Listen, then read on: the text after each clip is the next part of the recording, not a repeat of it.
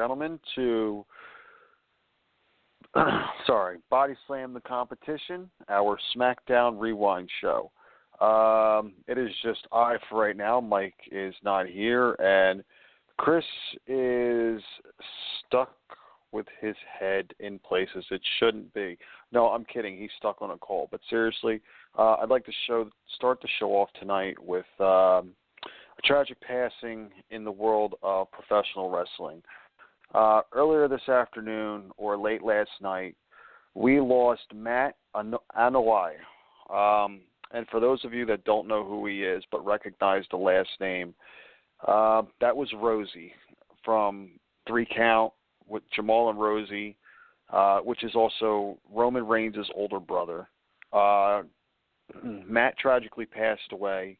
We're not sure how, but it's definitely a tragic loss. And I would like to make a statement about the fans of the wrestling industry and of the WWE and everywhere else. Quite frankly, the situation has me a little disturbed because we all know how I feel about Roman Reigns, his on-screen character. We all know how a lot of people, how majority of the world feels about Roman Reigns. He right now is the most hated man in the industry. He gets hurt by Braun Strowman, and the fans are chanting that he deserves it. You know, everybody telling him to, piss off, so to speak, and shut his mouth. But when his brother Matt, Rosie, passes away, you have people on Twitter stating that it should have been Roman Reigns that died instead of his brother. Now, I feel that there not only was lines crossed, but lines were barricaded through. You don't turn around and take a tragic situation like that and say and state and do what you do. You be the bigger person, and if you don't want to say anything to him on Twitter, that's fine. If you want to hashtag rest in peace Rosie, RIP Rosie, that's fine. If you don't even want to acknowledge Roman Reigns, that's fine. But you don't tweet to the man, we wish you were dead instead of your brother. Grow up and become human beings. On that note, sorry, it just really, really irks me when stuff like that happens. But rest in peace, Rosie. Thank you for the memories. Thank you for the fun times with the Hurricane. Thank you for the brutal beatdowns as a member of 3 Count. Thank you for being an inspiration and part of a legacy. The Rock, Dwayne Johnson, Jimmy and Jay Uso, Roman Reigns, Alpha and Sika. They would have all been proud. They were all proud of what you did. And now you can go up there and battle in the big squared circle in the sky with Eddie and Yokozuna. So, for you, sir, thank you, and rest in peace. Now, on to tonight. Tonight was definitely a shock. And for many reasons. And not just how the card was set up, but for the results. And I want to start off first by, SmackDown coming on the air and Charlotte's music hitting. Charlotte makes her way to the ring, and she seems like quite the disgruntled employee, so to speak. She came out complaining that she's been on SmackDown now for a week. Hasn't even been on there in a match yet. And she's already demanding and barking orders, demanding a shot at the Women's Championship. Now, for those of you at home, I don't know whether you agree with this or not. And if you do, please comment it. Please state something. When this goes up on YouTube, please, by all means, State how you feel about, whether or not Charlotte deserves this title shot coming directly in from Raw, knowing that you have people backstage like Natalya, like Carmella, like even Tamina, that have been back there busting their hump since the brand split.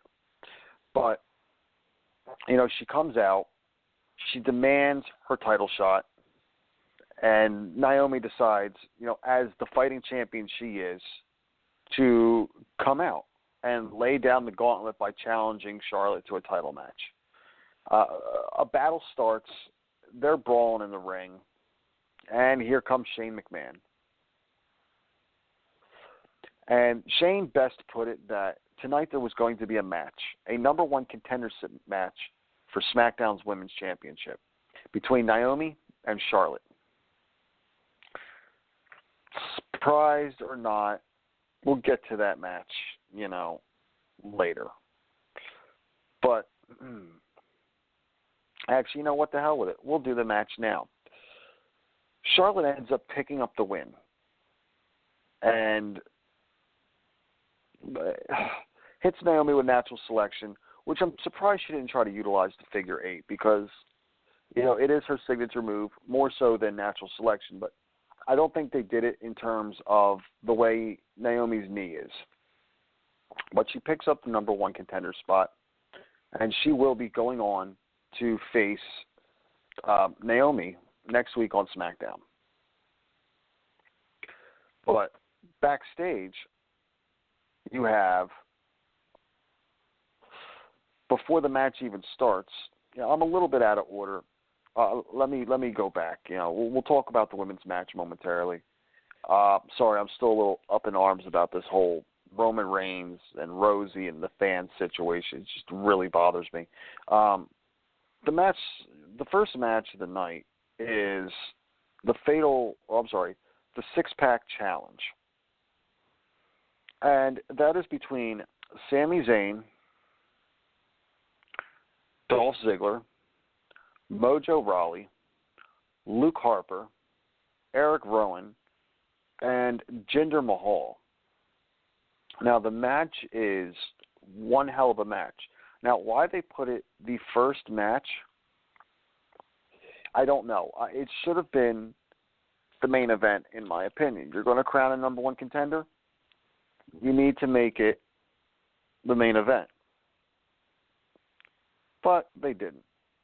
But the match is going back and forth for quite a while. And, Sami Zayn doing his high-fly dives. Rowan is coming back from injury. Rowan is looking more dominant than ever. And there's no doubt about it. And I really feel he's going to be a force to reckon with sooner than later. Whether it's the United States Championship or the World Championship. Only, they can decide. But anyway, so Zayn's the last man out. Mahal is the first one to take a shot at Ziggler before the match even starts. Rowan's going after Zayn. Harper puts Mojo in the corner. And Mahal just keeps battling Ziggler. At one point, the ring empties, and it's only Harper and Ziggler left to fight each other. Harper actually gets Ziggler down, but for a 2 count, but, his former partner breaks up the count. And I feel that that's going to be a feud coming. They tried it 2-3 years ago when Rowan was a good guy and Harper was a bad guy, reverse roles. And it really didn't work well. But, at one point, Jinder Mahal actually tried to get the pin on Dolph Ziggler after Mojo Rawley hits his running forearm into the corner, which I still feel is a devastating move. But at the end of the night, Jinder Mahal hits an exploder suplex and goes to pin Mojo Rawley.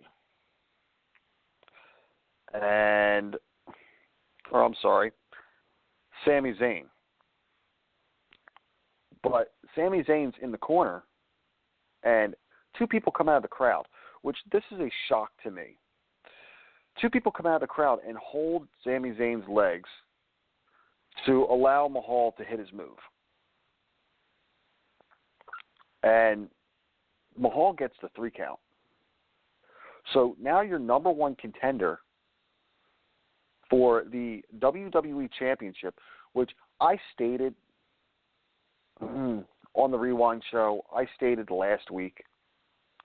I've been stating now that ever since Jinder Mahal went to SmackDown, they're going to give him a push because he has severely elevated his in-ring skills like no other. He has improved significantly, and I really feel that it is time for him to get a push because he has been technically with the company, for the exception of the past year, since 2009. Give the man a shot. Well, he basically stated that he's the new number one contender, but little did he realize that the two people that came out of the crowd and held Sami Zayn legs were none other than the Bollywood Boys.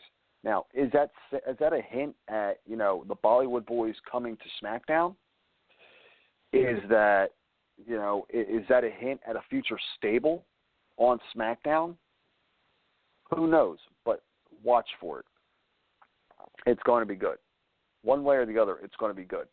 But, after Mahal says what he says, Randy Orton comes down and congratulates Mahal on his win, but turns around and tells him the title won't be going anywhere. And he says the only thing that Mahal is going to be getting is an RKO. But he'll have to wait until after he's done with Bray Wyatt. But cue that up on the monitor, on the big screen, and basically taunts Orton with images and saying what he's saying in terms of the House of Horrors match, which their match is a week and a half away. And nobody still has any idea exactly what a House of Horrors match is. One can only imagine, one can only speculate. Chris and I discussed that it could be something like the match between Raven and Tommy Dreamer in ECW. The chair shot heard round the world. Could that be possibly what it is? Could it be something like the compound match? Could it be something mixed in with it fire because Orton burned down, the compound, or Bray Wyatt's home, so to speak? Nobody knows. I don't know. Tell me what you guys think in the feed. Let me know what you guys think in the comments on YouTube when it's posted. I would love to hear what you guys have to say about it. So, after that happens, you have a backstage segment. You have Renee Young, which everybody knows. I love me some Renee Young. But you have her backstage about to interview AJ Styles. And out of nowhere comes Baron Corbin, basically stating that he should have had that match. He should be the number one contender for the United States champion, and so on and so forth. Well, after that's all said and done, Daniel Bryan puts them in a match for the main event. So now the main event is AJ Styles versus Baron Corbin. And it's, again, we'll get to that in due time. I'll just say it was a, no pun intended, phenomenal match. Well, you have another backstage segment, and it is Natalya, Tamina, and Carmella basically complaining to Shane McMahon. about how Charlotte shows up and she gets the opportunity for a number one contenders match when those three have been busting their hump and Tamina is newly returned. Well, at the end of that, they basically state that they're going to put matters into their own hands, leaving Shane a little confused. Rightfully so. But backstage, you see Natalya, Carmella, and Tamina standing there in a line, and Charlotte walks up. And they're intimidating her. But there's no physicality yet. And I don't think it'll happen, at least for a little while.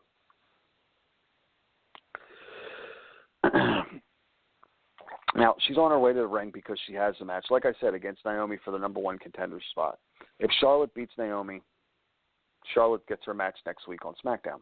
Charlotte takes the match into her hands right as the bell happens and corners Naomi and starts stomping on her. She gets a 2 count after whipping Naomi across the ring by her hair, but Naomi, the fighter that she is, fights back, gets a 2 count off a backslide.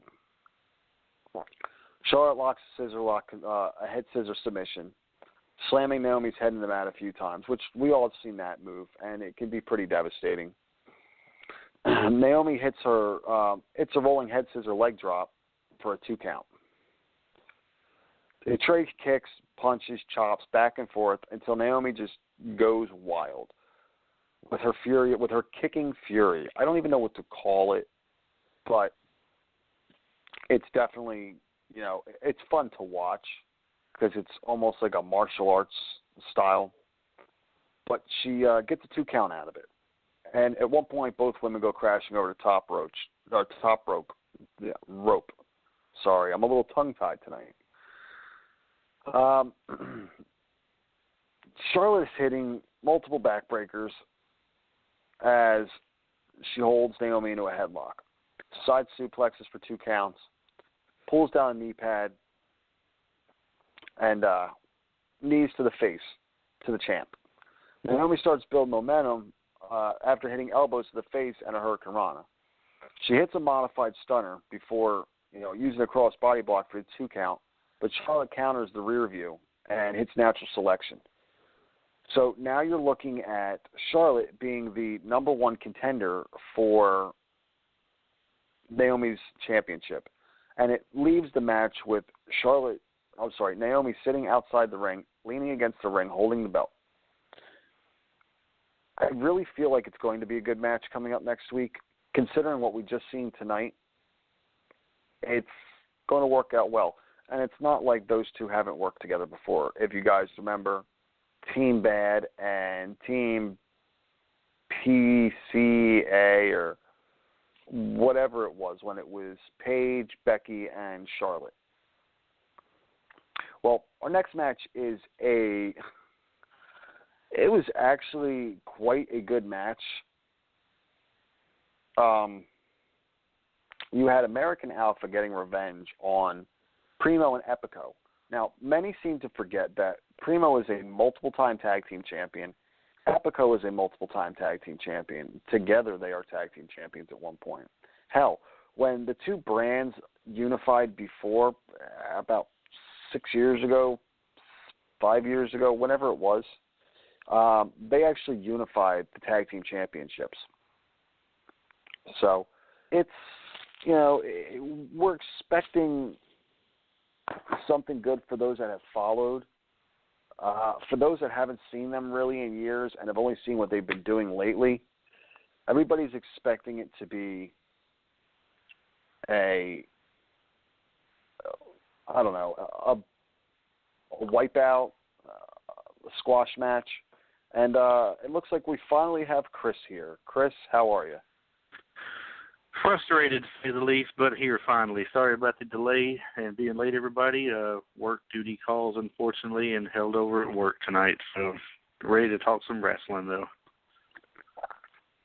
Well, you just called in at the point of Primo and Epico versus American Alpha, and I was just getting ready to fill them in on that match. And that's one of the two matches tonight that I was scratching my nose over. I'll say that for sure. But go ahead. Let's get started on that.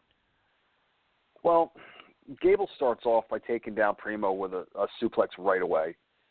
American Alpha using quick tags like they're notorious for, which is the great in-work chemistry. And I don't know why they're going by the Shining Stars. They might as well go by the Colognes because, they are Colognes. Send Gable into a steel post and take control. Outside interference, using the referee to their advantage. Typical heel moves. I've seen a phenomenal move out of Primo. It was a double underhook gut buster, and it really put him down. Set Gable up on the top rope, but works against him when Gable uses the ropes to apply his infamous armbar. They get the hot tags. Jordan takes out both opponents, but after a distraction, the Colognes get an upset win, and it's definitely a good win for their, to get the momentum moving as probably a top heel tag team for SmackDown now. They could really be utilized if they've done properly, and what they did with them tonight really proves that and shows that. Yes, and I got one question for you on it, Ray. Let me get your input on this. Now, it could be because of the roster shakeups, and they feel with the roster shakeup we're starting new with everybody at this point. I don't know, but you've already discussed the six-man match, right?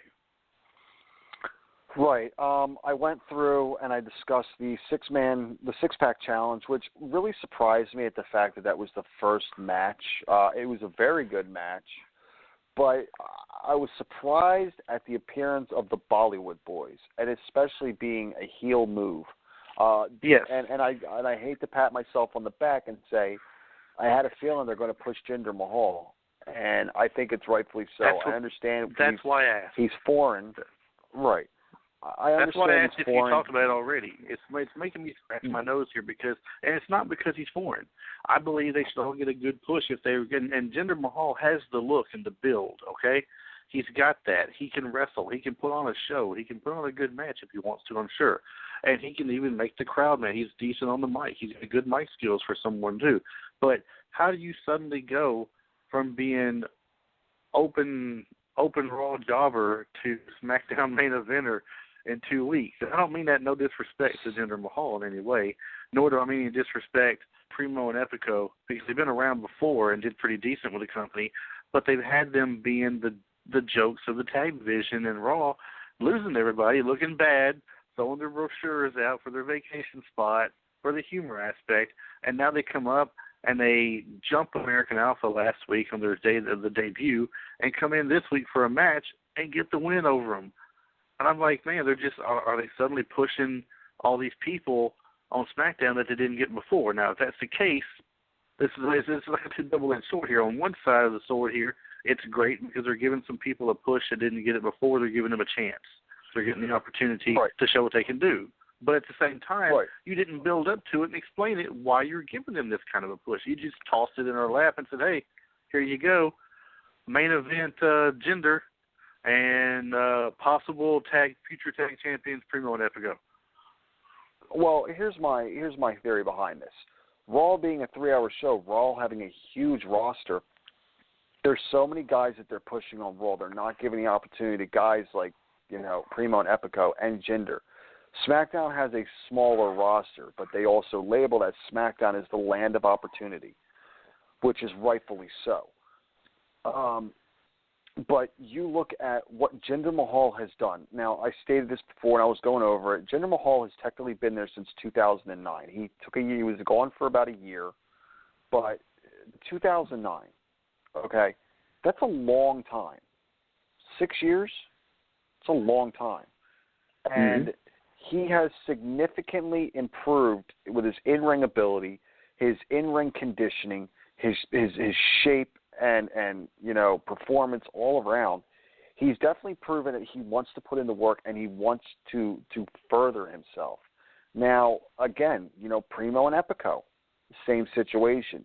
You were faltering on Raw because you had these high-name tag teams that were so popular that they just got lost in the shuffle. Even though there weren't as many tag teams on Raw as there were on SmackDown, and the storylines and everything, they got lost in the shuffle. You come to SmackDown. You know, the New Day still isn't there yet. You lose Rhino and Heath Slater. You lost the Vaudevillains. Nobody knows what's going on with the Ascension. You have your jobber tag team in Breezango, which, again, both great in-ring guys, you know, great in-ring talents. If you've ever seen NXT, you know, way back when, Johnny Curtis, you know, Tyler Breeze in NXT was phenomenal. But we're not on them, you know. We're on the position of now, you're looking at Primo and Epico. They've been 2 or 3 time tag team champions alone as a tag team. And Primo was 1 or 2 more tag team titles with someone else. I don't remember, but he's either a 3 or a 4 time tag team champion. So you got to give, you know, it's like saying, well, why give Heath Slater a push when Heath Slater was a jobber for so long? Him and Rhino teaming up was the best thing that has ever happened for him. And even then, before that, Heath Slater was a 2 or 3 time tag team champion. I don't know. I mean, to me, it's just the inconsistencies in how they do them. And, you know, you could get away with this in the past. And when I say the past, I'm talking about my past. I'm talking about the territory days.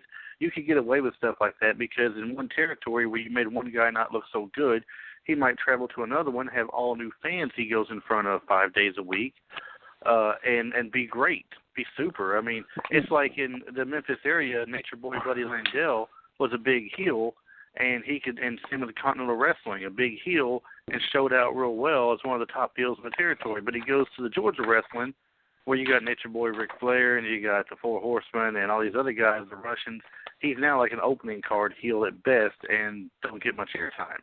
So with right now though, today you ain't do exactly the same thing. You got the same company with 2 different brands, but just because you swap brands don't mean you're not an unknown commodity at this point. People still know who you are. And Twitter just bursted tonight with people going, "Really? Jinder Mahal? Really?" You know? But see, I'm okay with that, and this is why.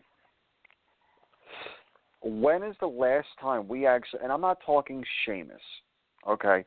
When is the last time we really had a foreign champion with a lot of heat? And I'm not talking about in North America either, because Canada doesn't count as a foreign champion. Del Rio would be the closest. Right, but and I'm not even counting Mexico. I'm not, because we can literally drive there. If we literally have to take a plane to get there, that's what I'm counting.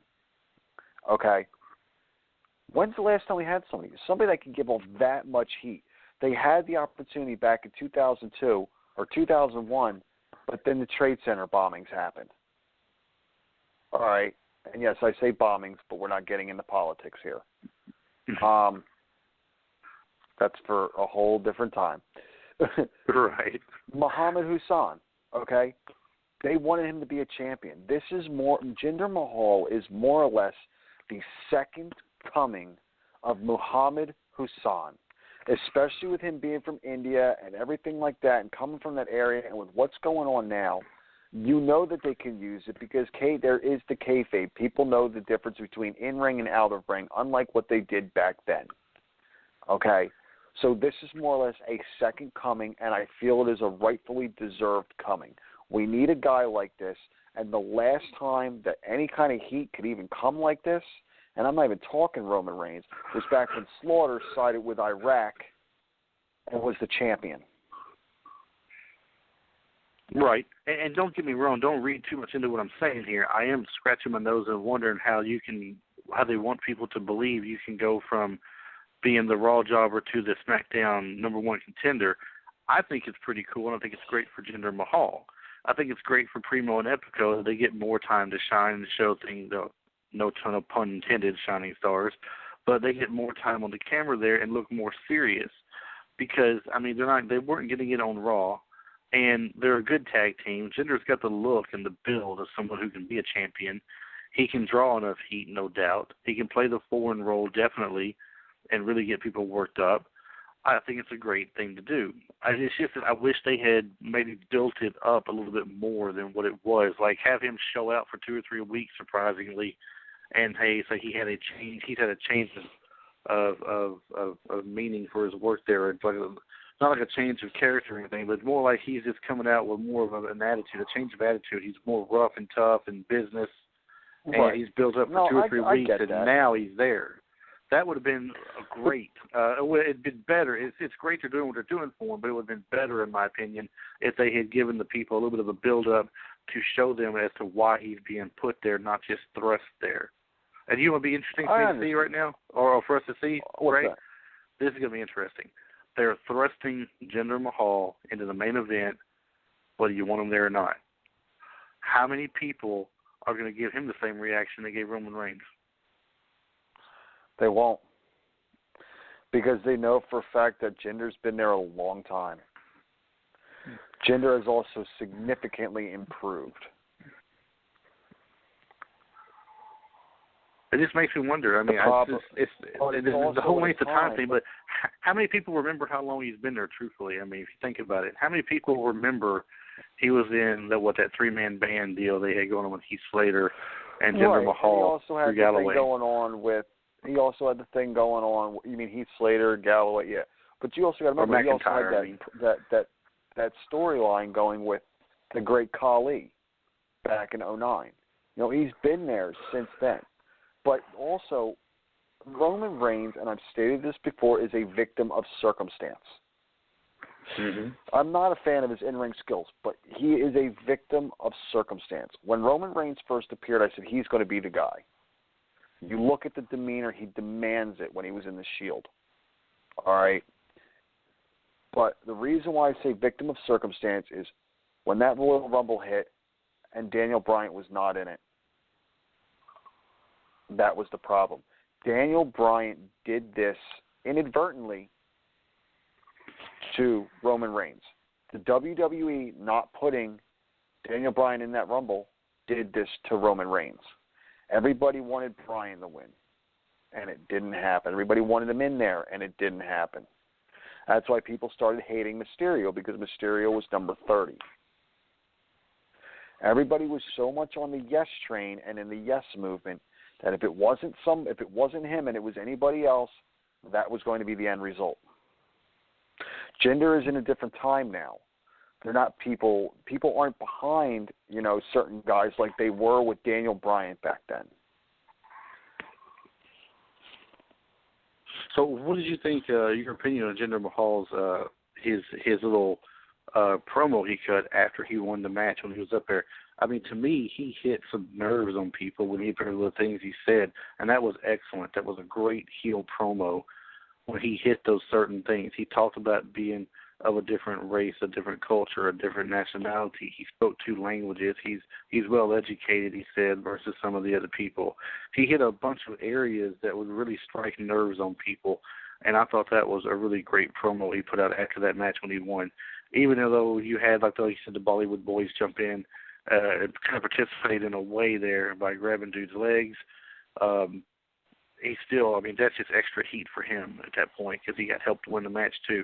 I thought it was a very, very great heel promo to end there to seal that number 1 contender win he just got at that point. No, I enjoyed it because it's basically showing that, and I've said it before, it feels to me like all WWE wants to do is put the belt around white people. And I'm not racist, but I'm pointing that fact out. How many black people in history have you seen get any kind of gold? Shelton Benjamin. Mid-card get level. Gold or get the World Championship? All right, we'll go with World Championship. What? The Rock? I mean, Ron Simmons?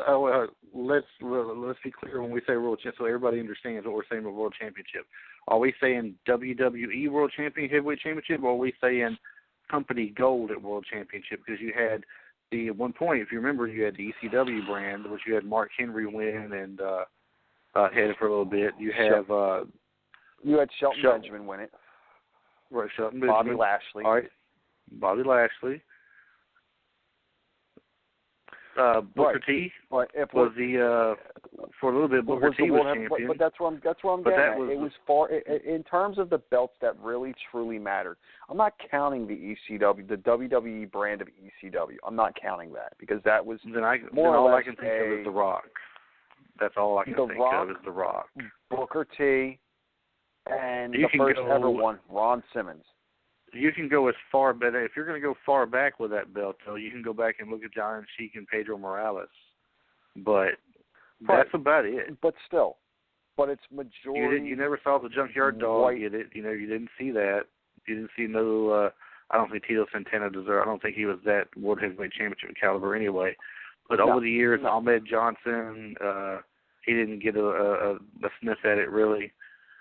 There's been quite a few names that have come through. Intercontinental title. He got the Intercontinental title, and fans stated that they've seen Stone Cold put a note on his card that said "Congratulations, N-word," and it's been an ongoing issue.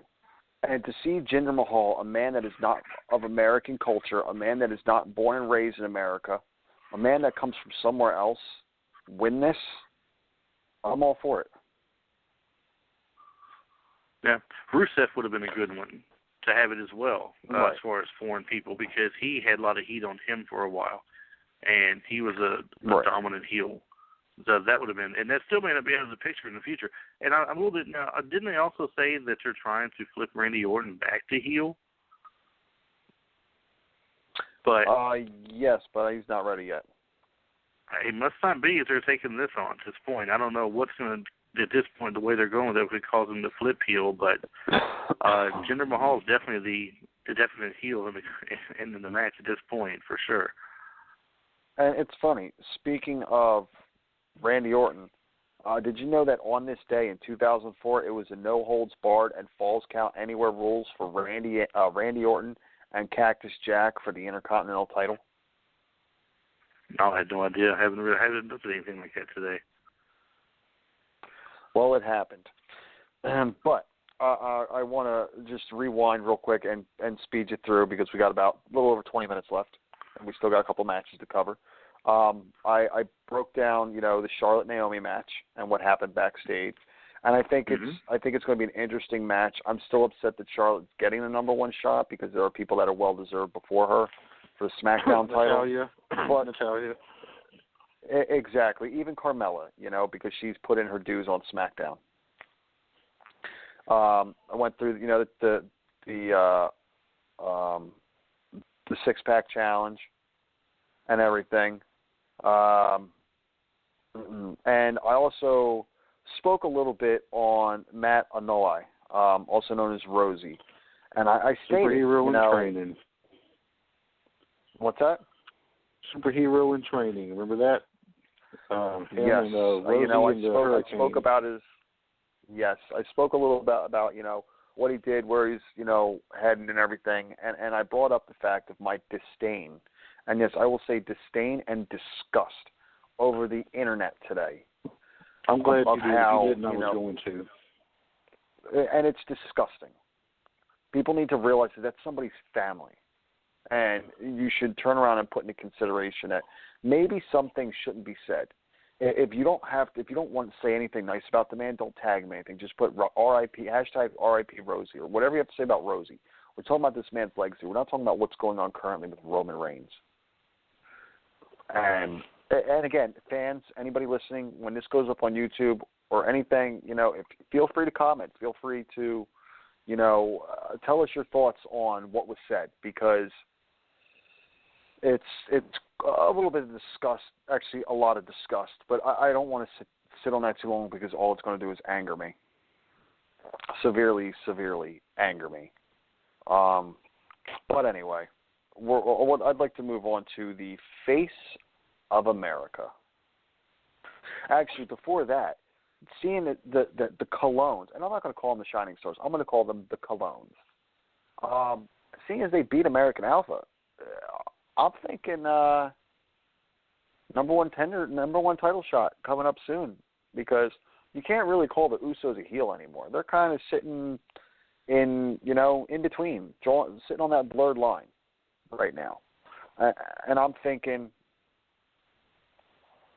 tag team title shot coming up for them. They've got a history with Primo and Epico as well, so they can always recreate that. They had some good matches with each other. Right. But on to the face of America. At his new entrance, it's odd. His face is on the walkway. His face is on the monitor, and it says the face of America. And he now comes out for his Face of America Open Challenge. And he faces a guy by the name of Gary Gandy from Louisville, Kentucky. More or less steals Mick Foley's gimmick. And Kevin Owens says he'll be facing some jobber named Gary something. And it was basically a squash match. I mean, he wins within a minute. Pop-up powerbomb. And says that he is still the U.S. champ and he will be the face of America. And then he's going to add some culture to the announce team because the American announce team doesn't know what they're doing, more or less, and speaks in some French-Canadian and sits down and joins his old friend, Byron Saxton, on the announce team because the main event is AJ Styles and Baron Corbin. And this came about, like I said earlier, because Baron Corbin, Renee Young went to interview AJ Styles, and I don't know what it is, but Renee Young likes wearing leather. And, sorry, I maybe shouldn't be saying that, but yes. We won't tell her no. No, we won't, but the thoughts are there. Dean, you better use that leather to your advantage in certain places. Anyway, Baron Corbin is a little upset because he feels that he should be the number one contender. And I kind of agree because, he was in that spot for the Intercontinental title. And then they shift Dean Ambrose to Raw. And like we stated last week, they shift Dean Ambrose to Raw. And now Corbin's just sitting there in limbo again. After he lost at Mania, but then he beat Ambrose in a match. Which it bothers me because a lot of these belts, they're doing it with Owens. They did it with Cena. They're putting the belts on the line, regardless of who it's against. But the Intercontinental title gets defended, once every 2 months or something like that now? Whatever the case may be. It's more or less just a prop. Right. It's lost its luster. To get moved to the pre-show, like you stated, to get moved to a WrestleMania pre-show. Even if for example, Ambrose is going to win, at least say it's still an Intercontinental title match.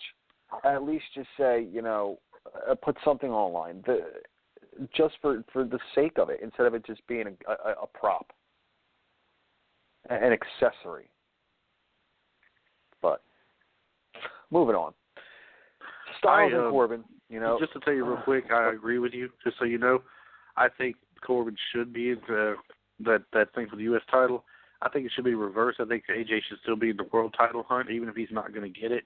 He should at least stay on that level of the title hunt and compete with them and let someone like Baron Corbin be in there for the U.S. title and have some matches with Kevin Owens. I think that would have been best as well. But anyway, back to what you were saying.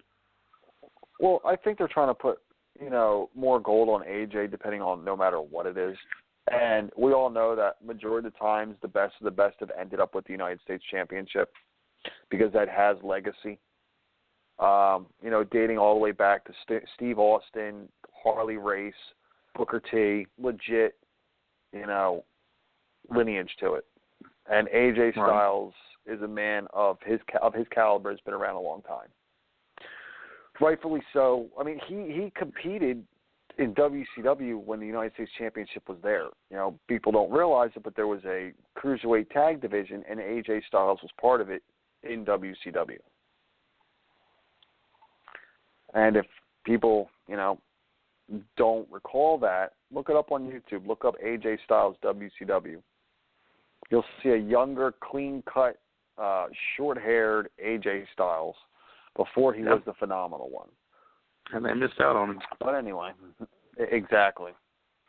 But anyway, the two trade offenses early in the match, but Corbin hits, his right hand because he's got that huge right punch. It takes control, throws AJ out of the ring, breaking a sleeper hold. Corbin follows him outside, ends up dropping him on his face on the apron, and Owens is laughing on commentary. Obviously, Corbin's in control, and he's using his size and speed to battle all of AJ's experience and agility and technical skills. At one point, Styles avoids him in the corner, and Corbin runs full force into the ring post. AJ starts building up, hitting his strikes, hitting the running forearm for a 2 count. Corbin counters the Styles clash, hits a huge backbreaker, I should say, for another close 2 count. Baron hits a deep 6 out of nowhere.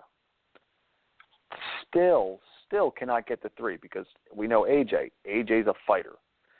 They take the fight outside the ring.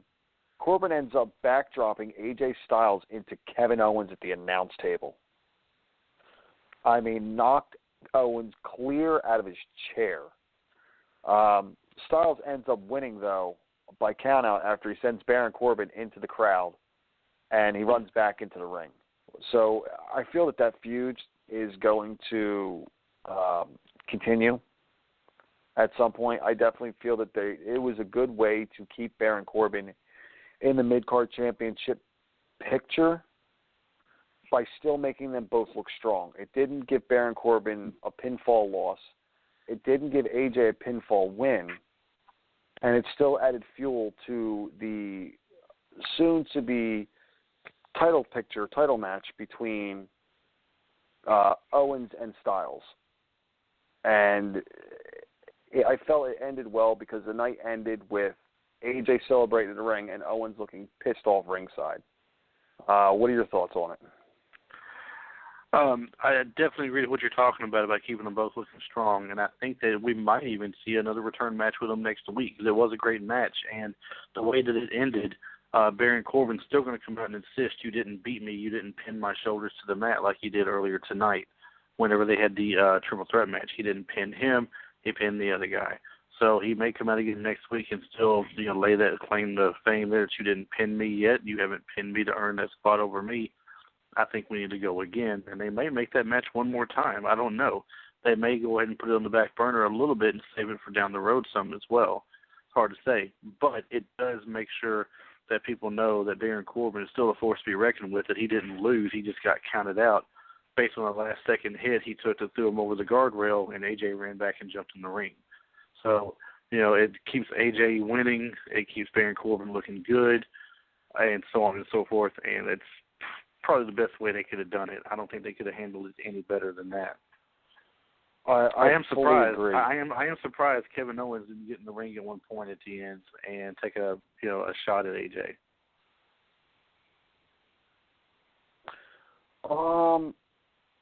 I mean, it could have gone either way, because then if that was the case, it would have been a disqualification, and it would have gave it to Baron Corbin.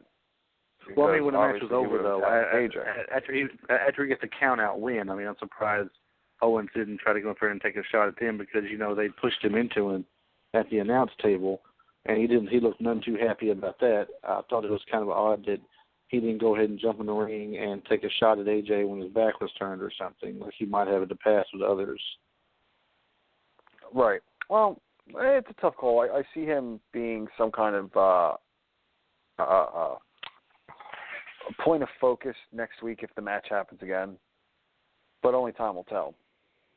Yeah. So we got about 10 minutes left, so I want to try to, what do you think about next week's women's match? I didn't know what is next week's women's match because I didn't catch it. I was in between calls all working. I didn't get that part.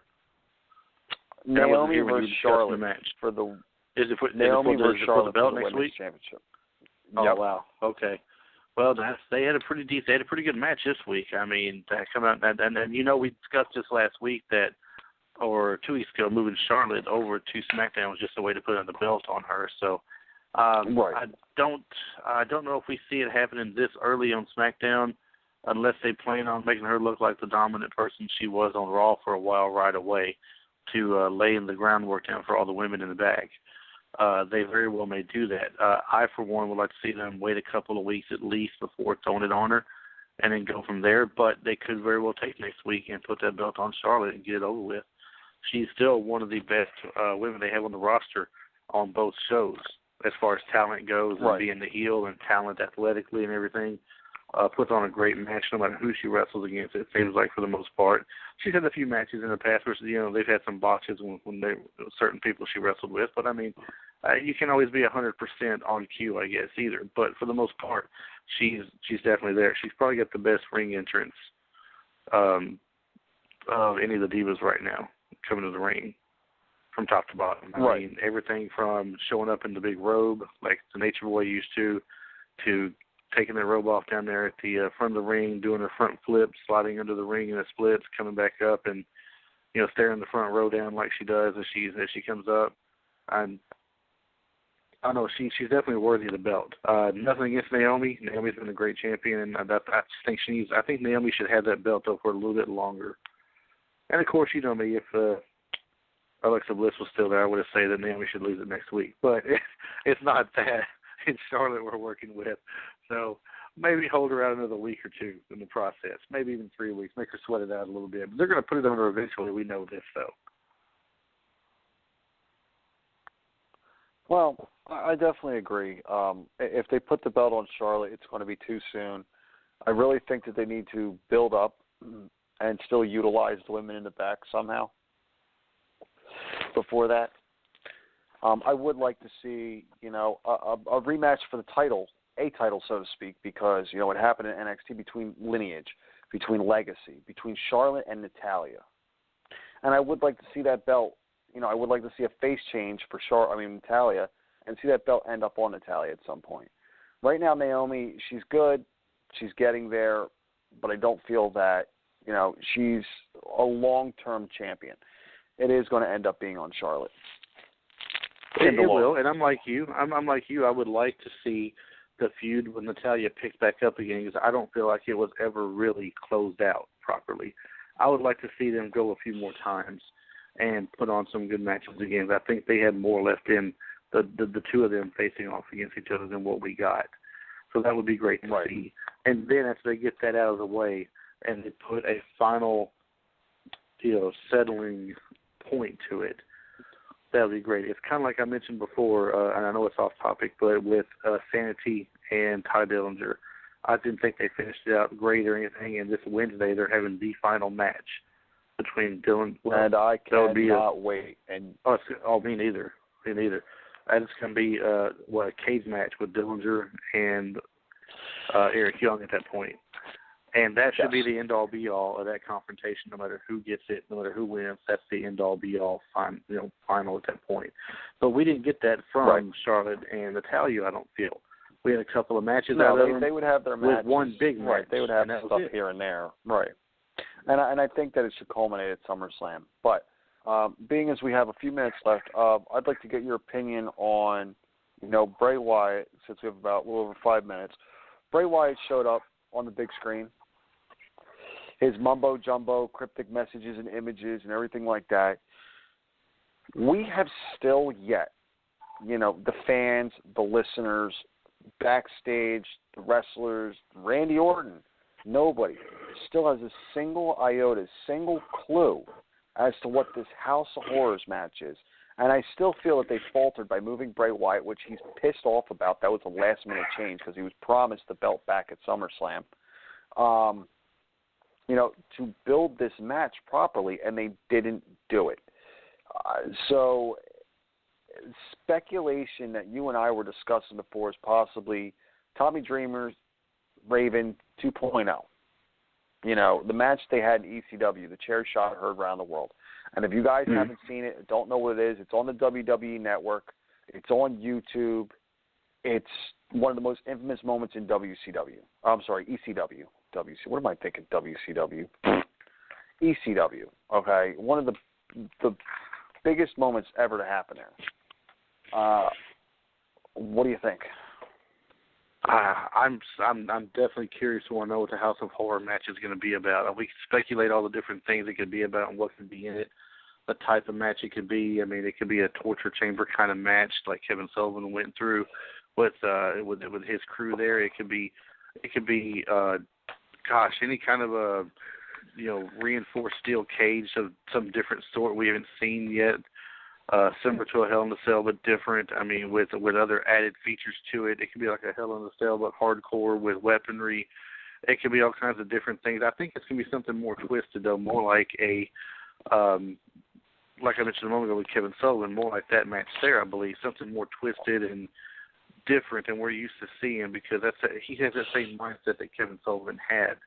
So as long as it's not something stupid like those projections on the ring, looking like worms and maggots. The projections on Randy Orton.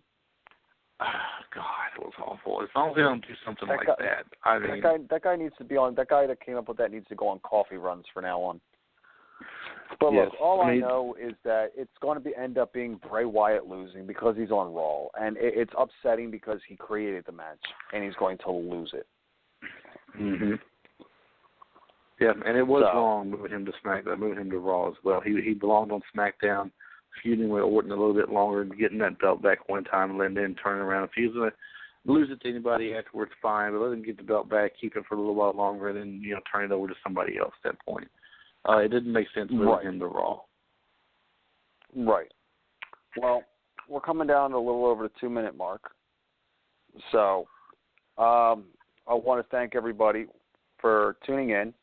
I want you guys to be on the lookout tomorrow, 3 p.m. Eastern Time, 2 p.m. Central, 12 noon Western Time, West Coast, Pacific Coast, whatever you want to call it. Other countries around the world, I know we've got listeners in the United Kingdom, in Japan. Be sure to tune in, check your time zones. We have Blackzilla himself, Evolve champion, Ring of Honor wrestler, one half of the Pretty Boy Killers, Keith Lee, on the show tomorrow. I will be doing an interview with him. And then Sunday, I would like to do things Sunday, if this is okay with you, Chris. The top rivalries of all time.